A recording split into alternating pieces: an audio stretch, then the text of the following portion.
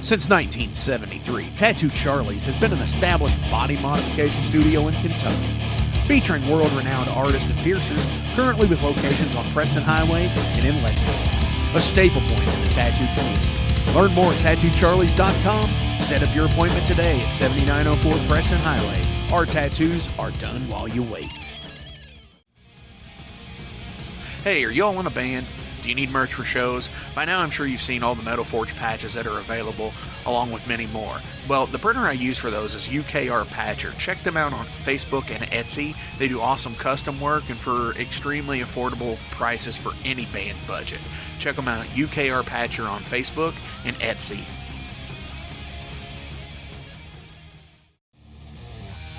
Hey everyone, do you play tabletop games like D&D and Pathfinder? Well, hit up Eric at Imagination Studios. They do custom printing for all your minis for gameplay. Don't forget, they are a licensed Reaper, Artisan Guild, and Moored printer and dealer. Hit up ImaginationStudios502.com for more info. That's ImaginationStudios502.com. EMAGINATION Studios502.com.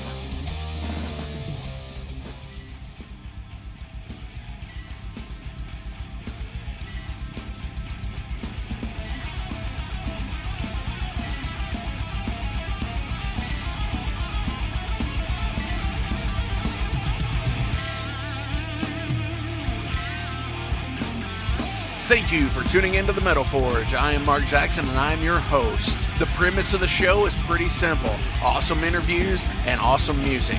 If you want to contact me, hit me up at metalforgeradio@gmail.com or visit the website metalforgeradio.com. And now, let's get this show on the road.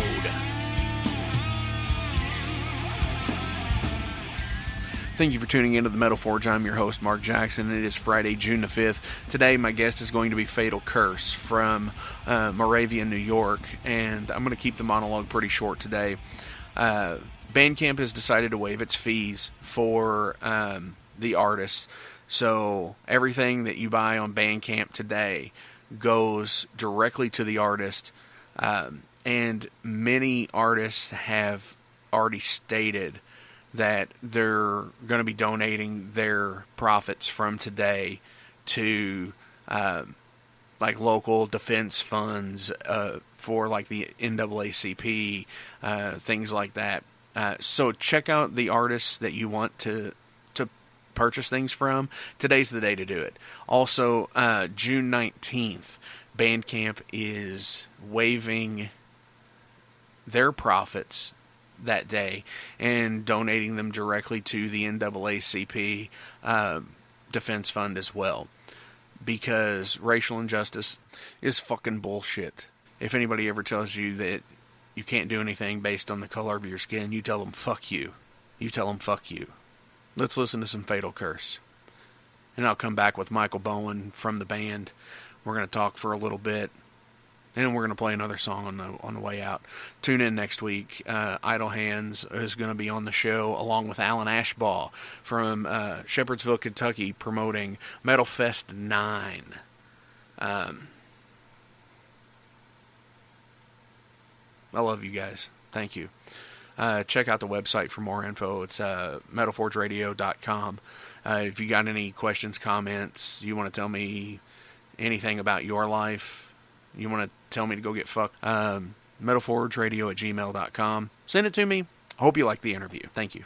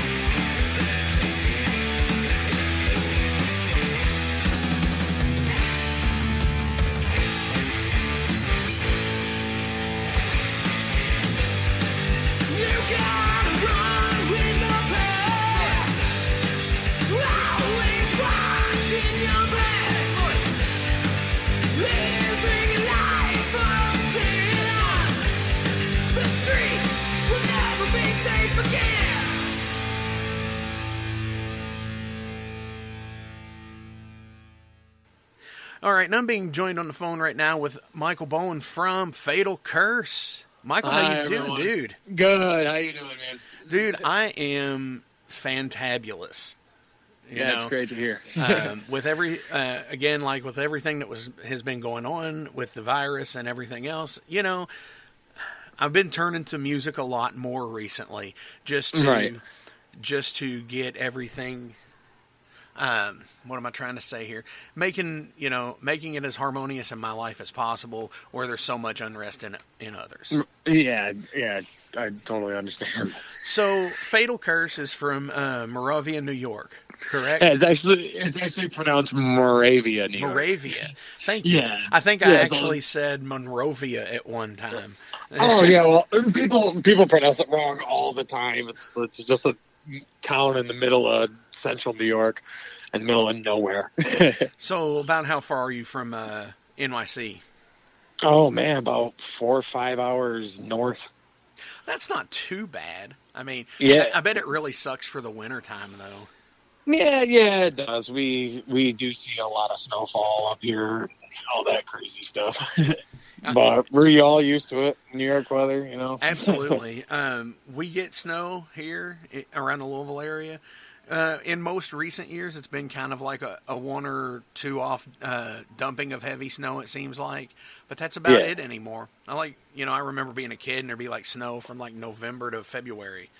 But, yeah, I know. But now it's all February. Yeah, well, up here in central New York, it's like the end of October to it snowed on Mother's Day here. And it was like, it's crazy. You can never tell. I remember seeing the news a couple of weeks ago where it was showing that, and I'm like, what? Yeah. But yeah, we expect all 4 seasons in 1 week. So that's pretty close to here. Usually, when our summer starts, it's like, it'll be like April for a month, and then it'll be August, September.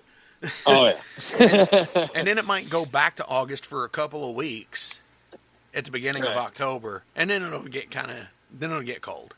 Yeah, it just goes it just goes from humid up here to just cold. Yep. Cold and snowing like the next day. And wow. It's wild, yeah.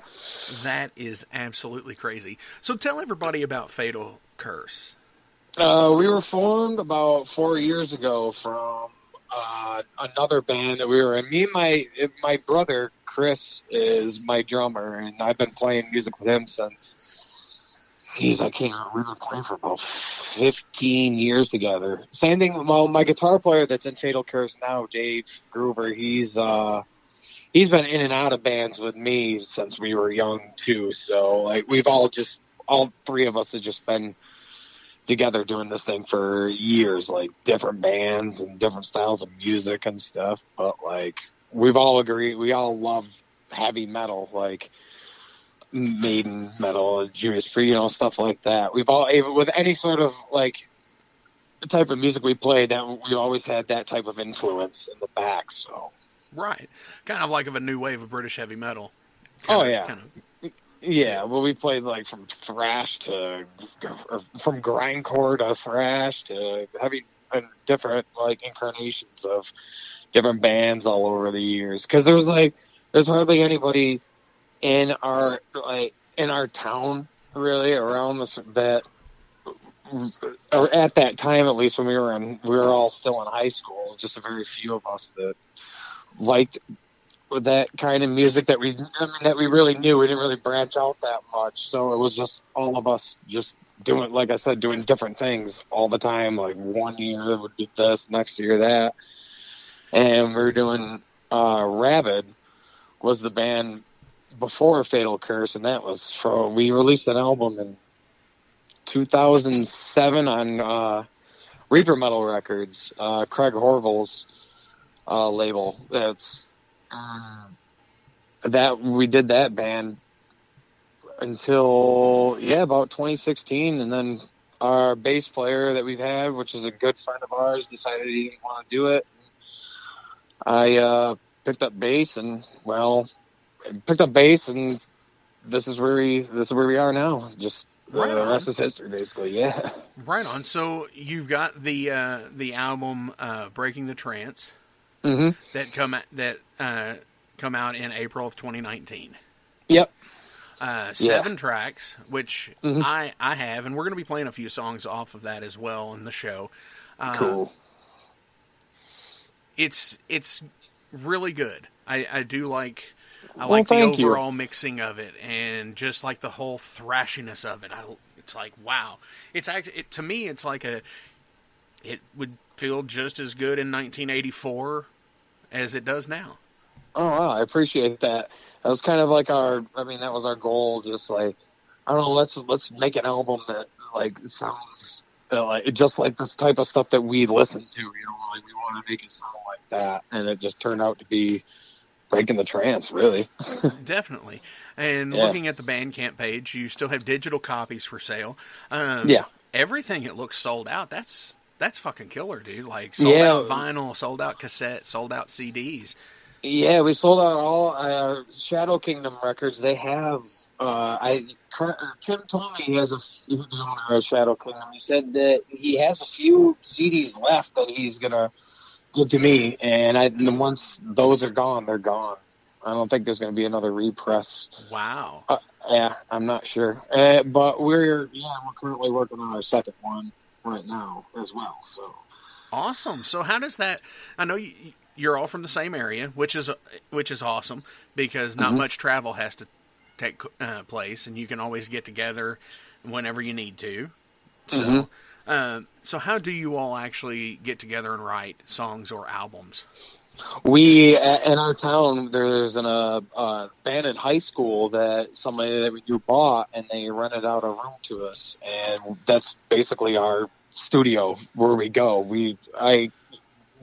Twice, probably about 2 or 3 times a week, we get together and we write and practice and do what we can, but we're mostly like scrapping and throwing stuff out and rewriting and doing, it's great. I love it. Hell yeah. Anytime a band can get together 2 to 3 times a week, it really has, in my opinion, has their shit together. Because they're in it for the long haul at that point. Yeah. I mean, you would think, but it seems like we're like, we can't agree. We're also like really pig-headed with each other, so it's hard to like agree on a lot of stuff. But when we do agree on something, we think it's like solid. So we'll definitely go with that. But it kind of takes a while for us to like totally agree on something 100%. Right. And I think that's a natural part of writing songs. Yeah. Because, you might have an awesome riff that you really like, but for some reason it doesn't fit. Yeah. But that's, that's the other part about it is it might not fit because it, if you wrote it and somebody else is playing it, they might not be playing it the same as you do, which I love that aspect of writing because it's totally the complete individuality of things, which is so cool. Yeah. Yeah, and when we were doing Rabid, Dave, my guitar player now, was also in that for a while, but I was writing the songs on guitar then for a bit, and he took over with the Fatal Curse stuff, and I'm just like, all right, well, you have a better knack at doing this than I do, so he writes the majority of the guitaring and that stuff. And some of the stuff he lays down, I think is great, so I'm okay with that. Definitely. In the process, you said you rented out this room, and that's where you do everything. And is that actually did you all record there too, or did you actually go to a studio? And yeah, we actually went to Watchman Studios in Buffalo, New York. We recorded with Doug White, and then after that was in August of 2017, I believe. Oh, wow. And then, we had it recorded, and we had a first mix, actually.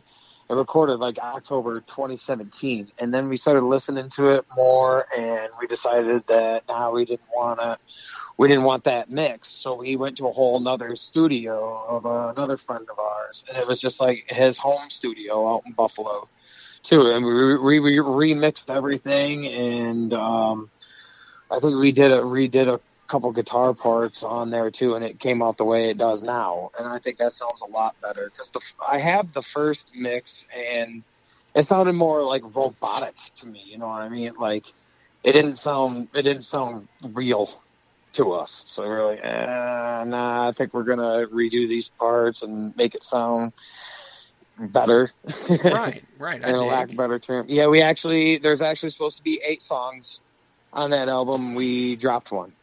We didn't feel like that it didn't fit at all with it, but I do have a copy of that song. Oh. Yeah.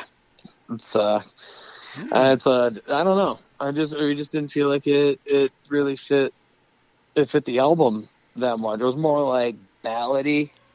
Right. But I don't know. We just came to the agreement that we're like, nah. Is it going to be released on anything? I don't know. We had talks about maybe releasing it in the future on like a B-side or something, or whatever. Yeah, or making it like just available online for people to just download for free or something. Yeah, like on the Bandcamp page. Hell yeah. Yeah. I love, like, you know, I always think about the songs that people don't release. You know, and it always, like, it never fails. Like, you know, I always think of Metallica about this. It's like, okay, well, you know, everybody at this point in time, it's been like 15 years now, I think, or more. I think everybody's seen some kind of monster. Yeah. And Lars makes a comment in that saying, you know, of the 20-something songs, we could only agree on these 4 as a band to release. Then they had to call in management to say, okay, this is the rest of the album. So out of a 11-song album, they scrapped like another 10 or 11 songs. Yeah. And it's like, I wonder, like, what didn't make the cut. Yeah. Like, I always like Prince is another example, who has music apparently recorded that could be posthumously released at this point for decades. So I always think that's a cool thing. It is. When you get a deal and it's like, oh, hey, by the way, this was done, you know, like 4 or 5 years ago. I'm going to put it out now. What do you think? And it's like, wow. Yeah, right. I know. Sometimes I listen and I'm like, why the hell didn't that why wouldn't that make the record? You know, like certain bonus songs or cuts on albums. I'm like, why wouldn't that make the album? That's awesome. Right. Like, yeah, absolutely. I think it's one of those things too. It's a maturity level of the song, not necessarily the magician. That goes out to Nick Blank. He always told me, I was like, dude, you're a great magician, and I'm a musician. I got tongue tied there. So I think it's the song maturity at some point. Right. You know, we all outgrow certain things that we've always written as musicians, and you know, it might be to a point where it's like, I really don't feel like playing that and then you get asked why, and it's like, well, because I don't feel that emotion anymore.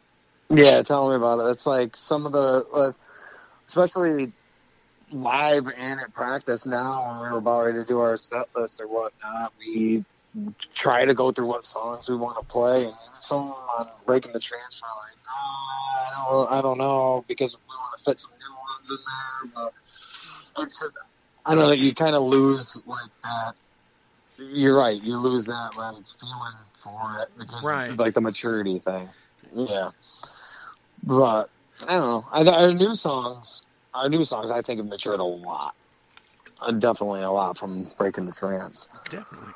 But when you all write songs, do you all assign working titles to your songs, or is it pretty much, okay, this is going to be Gang Life?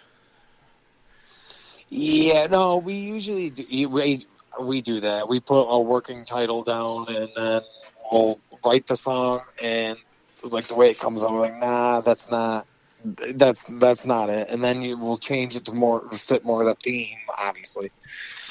You know, but yeah, we usually do use working titles. You don't have to tell me the song that it is, But what is the most obscene one you've ever had? The most, what's that? I'm sorry? The most obscene working title you've ever had? The most obscene working title we've ever had. Oh my God.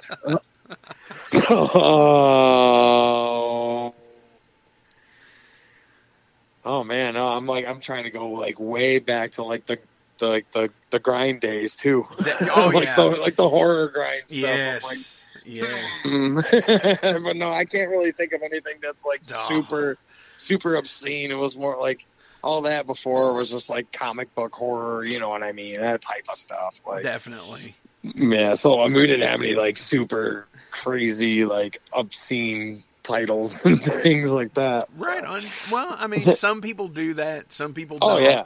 I mean, I always think that it's a funny thing to ask because they're, most people are like, well, it was A minor 7th, you know? Yeah. It's like, oh. Yeah.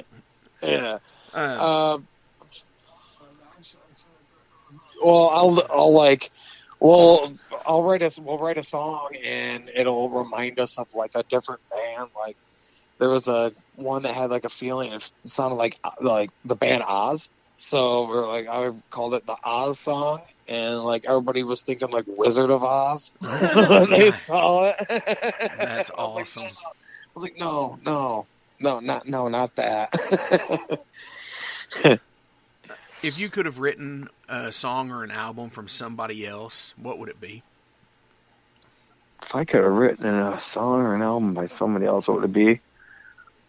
Probably, it has to be Walpurgis Night, Running Wild. That is got to be one of my top favorite songs.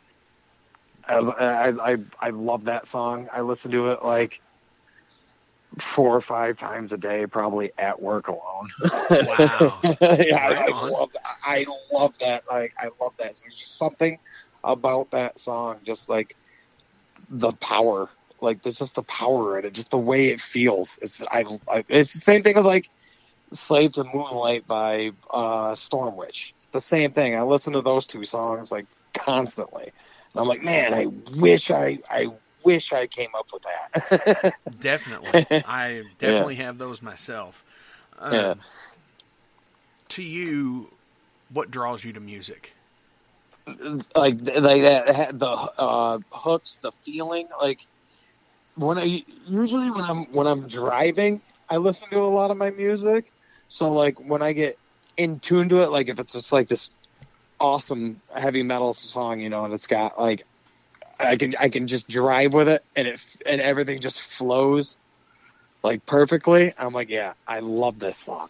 You know, and that'll drive me to the band, and like I'll check out all the other music and stuff. It's just, I don't know, it's crazy. Right on. So, do you listen to yourself musically? Do I listen to myself?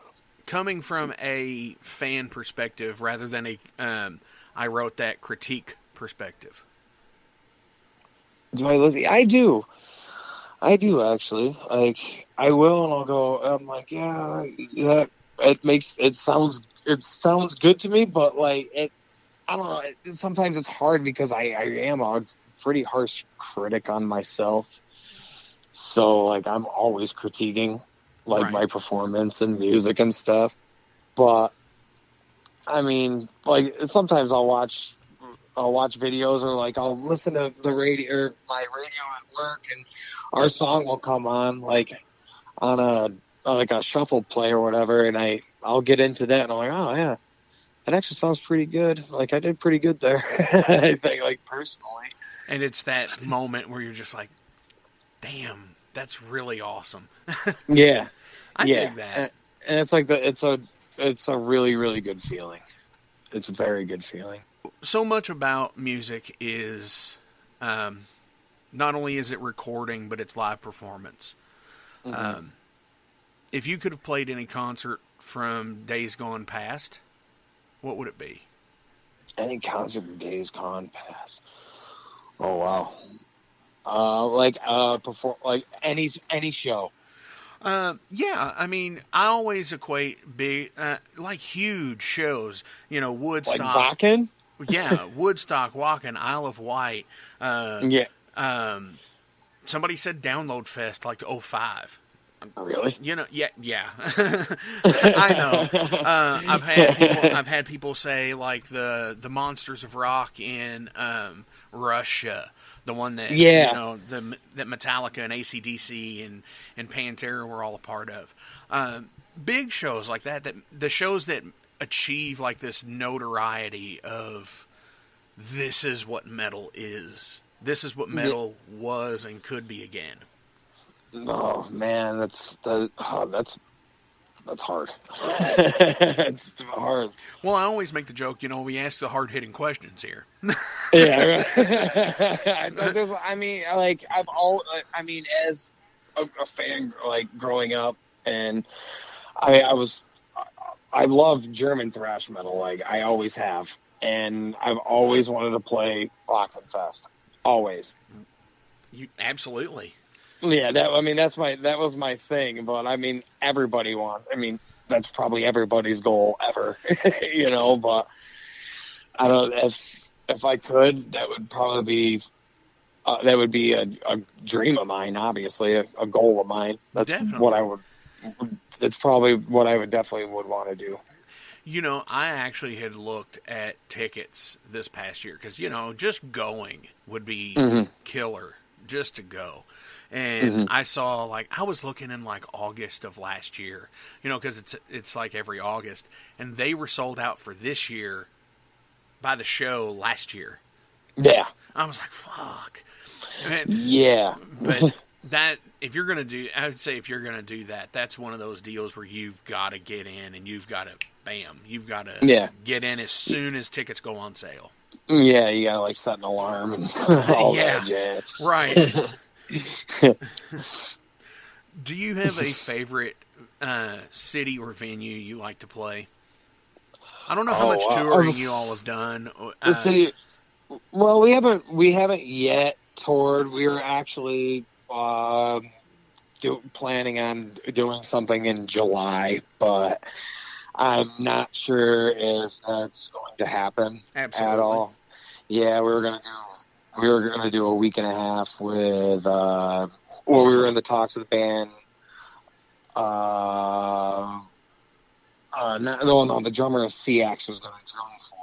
It's sorry, it was the band. We were actually going to go on tour with a band called Warsaw from Canada.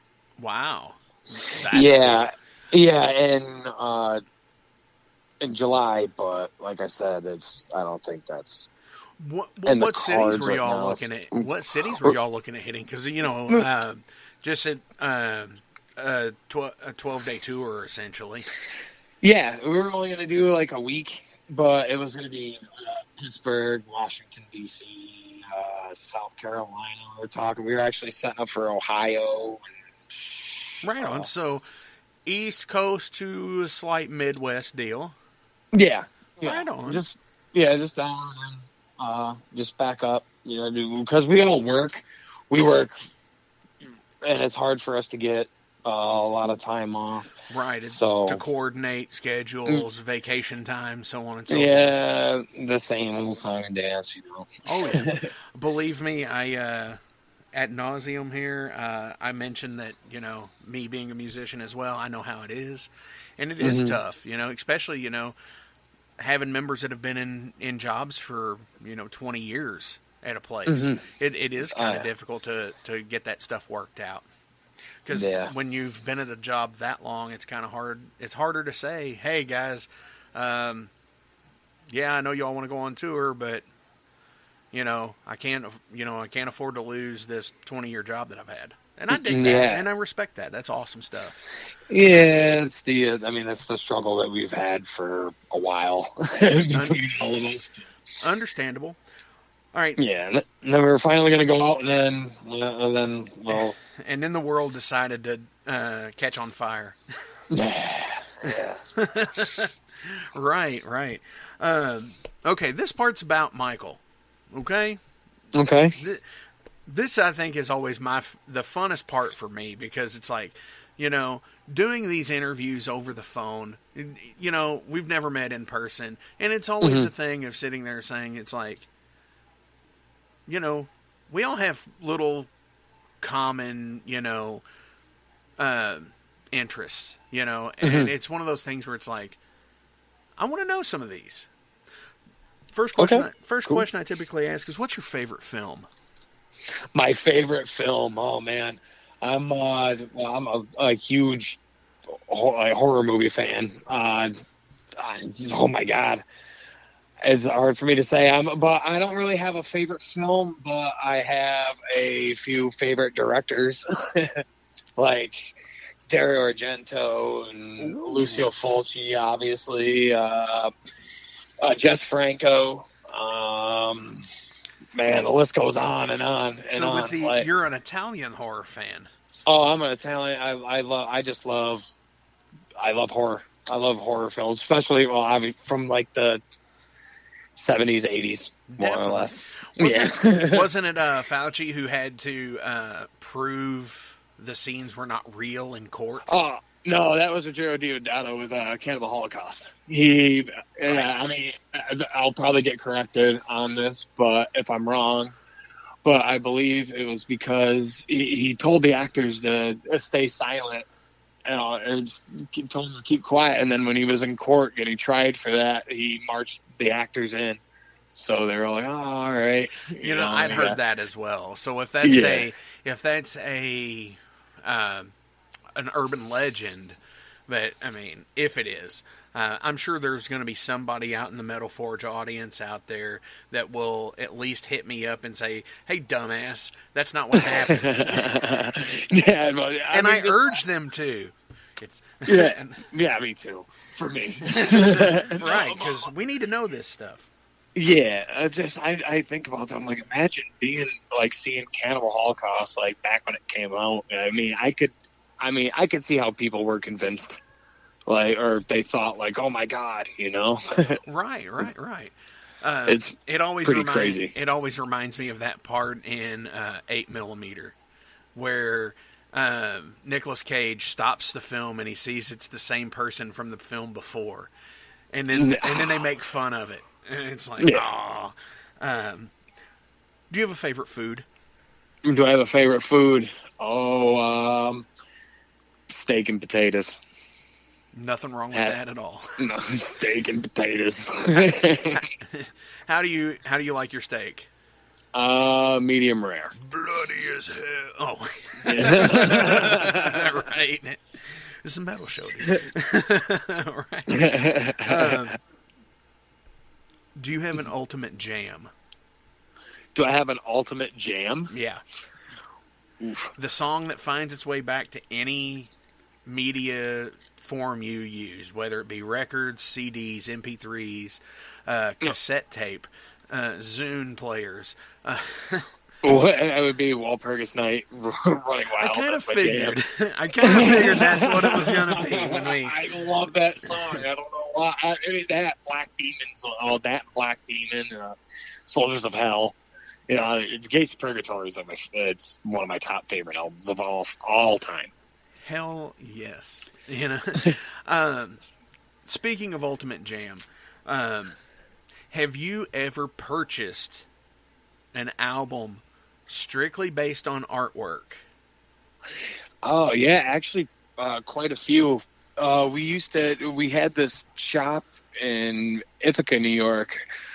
It was called Sounds Fine. I would go in there after work on Fridays and just go to the metal section and pick up whatever I thought was cool. And it was I think the band was Krabather.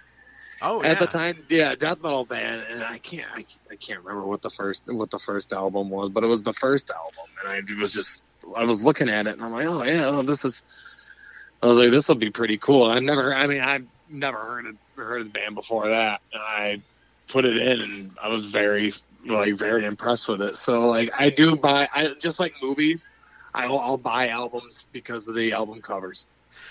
The covers too. Have you ever have you ever bought an album based on cover art and you're like, oh my God, what? And like been so like appalled with the product of music? Because, and then, I mean, not really that I can, I mean, not that I can. Let me elicit an example. I am a huge Frank Frazetta fan. Mm-hmm. I love Frank Frazetta's artwork. Mm-hmm. Molly Hatchet, on the other hand, not so much. I mean, they're what they are, but like, I love it. It's like the power metal artwork to Southern rock. Oh yeah. I really can't really recall. Fair I can't enough. think of it. I can't think of a time. Fair enough. Do you have a Spinal Tap moment? Do I have a Spinal Tap moment? Yeah. Something in your musical career that has been just like, what in the absolute fuck? No, I mean, well, there was a few, nothing like super, like, what the fuck moments, but I've had like there was an embarrassing moment, but I went to go, it was at a show a couple, I think last year. It wasn't on YouTube at the Photo City Improv. I was just kind of getting into it, and I pointed at one of the people in the crowd, and they were going to pick me up, and I ran and jumped up, and they like picked me up halfway and then dropped me. Oh shit! Yeah, they dropped me on my leg, back, and yeah, and I was like, I went to work the next day, and one of my coworkers saw it, and he just started laughing at me. He was, I was laughing at me. He showed me the video on his phone. Wow, so they were there. That's even better. Yeah, because I posted the video the night after, and then like my coworkers at work like got it, and I think you like fouled what I did. That's yeah, they wouldn't let it down. It was funny. Of course they still don't let it down. Wow. What is your greatest achievement as a musician? Probably releasing Breaking the Trance. It has to be. Like I'm just proud. It's what I've always wanted to do, was release an album off a label like Shadow Kingdom Records. Absolutely. And get the opportunity to play in Chicago and Philly at like Legions of Metal and Metal Immortal Fest, and play with like Razor and Sirith Ungol and all these crazy bands, Smolder, Solicitor, and Metal Forge alumni from this year, Lady Beast. Yeah, Lady Beast. Oh man, absolutely awesome. That new album rips. Yes, it does. I pre-ordered the vinyl, and then the virus happened, and I had to wait like 3 or 4 extra weeks. I'm like, motherfucker, I want to hear it. Yeah, well, I want to hear it on vinyl. Oh, and it rips, dude. It's so good, you know. Mm-hmm. And this is always what is told to me. Like, why do you ask that question? It's the morbid question here. Okay. If heaven or hell exists, what do you want to hear when you get where you think you're going? If heaven hell exists, where would I want to hear? I think you're going.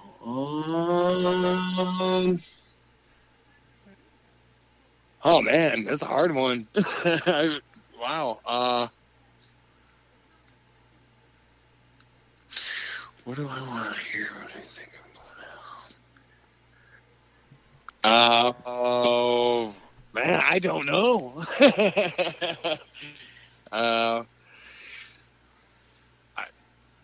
That's a hard one, man. Oh, that's a really hard one.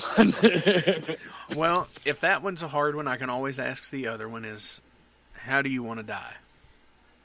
How do I want to die? Right. Fast. Fast. Understandable. Very, very much understandable. Let it done. See ya. Done. Lights out. Mm-hmm. See ya. I get it. I get that completely. Michael, thank you so much for coming on the show. I really appreciate it. Tell everybody how to get a hold of Fatal Curse. You can contact us on our Facebook website at facebook.com/Fatal Curse or our Bandcamp at bandcamp.com/Fatal Curse. Definitely. Get Breaking the Trance on there. It's fucking killer. I dig it. Dude, thank you again. Is there anybody you want to give any shout outs to?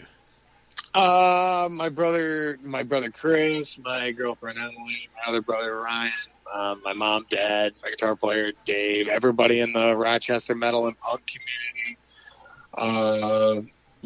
Lady Beast, Solicitor, CX, all these guys, everybody that's been like with us playing shows, all our label mates on Shadow Kingdom Records, Bewitcher, Hunt, all these guys, everybody in the community, it's great. You know, I have recently found Haunt. Mm-hmm. And I'm like, whoa. Like, completely blown away by them. Like, yeah. I don't, the first thing I heard was Luminous Eyes, and I'm just like, what in the fuck? It's like, I can't explain it. Yeah. So, yeah, I totally, dude. What song do you want to hear off the album? Let's hear Breaking the Trance. All right, you heard it. This is Breaking the Trance from Fatal Curse. See you all next week.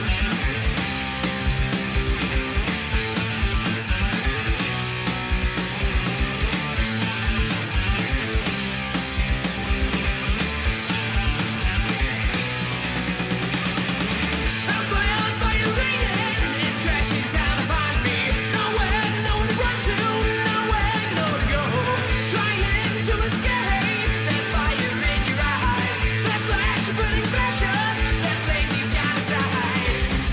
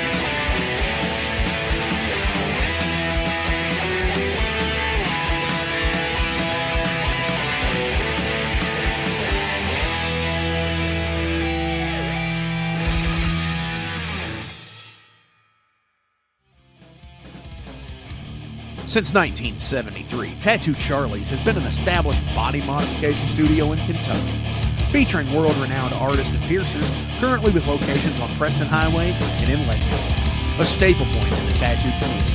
Learn more at tattoocharlies.com. Set up your appointment today at 7904 Preston Highway. Our tattoos are done while you wait. Hey, are y'all in a band? Do you need merch for shows? By now I'm sure you've seen all the Metal Forge patches that are available, along with many more. Well, the printer I use for those is UKR Patcher. Check them out on Facebook and Etsy. They do awesome custom work and for extremely affordable prices for any band budget. Check them out, UKR Patcher on Facebook and Etsy. Hey everyone, do you play tabletop games like D&D and Pathfinder? Well, hit up Eric at Imagination Studios. They do custom printing for all your minis for gameplay. Don't forget, they are a licensed Reaper, Artisan Guild, and Moored printer and dealer. Hit up ImaginationStudios502.com for more info. That's ImaginationStudios502.com. EMAGINATION Studios502.com.